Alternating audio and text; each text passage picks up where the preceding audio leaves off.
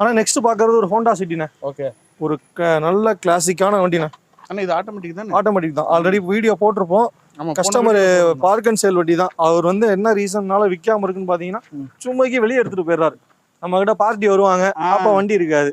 இப்ப A120 அந்த மாதிரி தான் விற்க முடியாம கிடக்குறது.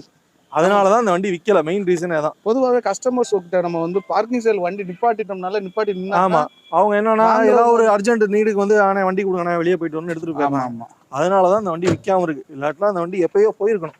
வண்டி அடிக்கடி எடுத்துட்டு போயிட்டனாலுமே வாங்க வரவங்க என்ன இப்ப நான் வம்பளுத்து நீங்க கொண்டு வந்து நிப்பாட்டுங்க, 5 நாளைக்கு எதுவும் போட வெளியே எடுக்காதீங்கன்னு சொல்லி போயிடுவீங்க. நீங்க உள்ள கொண்டாந்து போயிட்டு. ஆமா, ஓகேண்ணே. சரிண்ணே, எவ்வளோண்ணே இதுக்கு? 2011 மாடல், 2 ஓனர், ஆட்டோமேட்டிக்ண்ணே. வண்டியில நீங்க டெஸ்ட் டிரைவ் பண்ணி பார்க்கணும்னு கூட நீட் கிடையாது. அப்படியே எடுத்துட்டு போலாம். பெட்ரோல் வண்டியிலன்னு வண்டி எக்ஸலண்டா இருக்குண்ணே. எந்த காம்ப்ரமைசிங் இருக்காது. சின்ன ஒர்க்கு கூட எடுத்து பண்ண தேவையில்ல. வண்டி தெளிவா இருக்கும். என்னென்ன புது டயர் அது?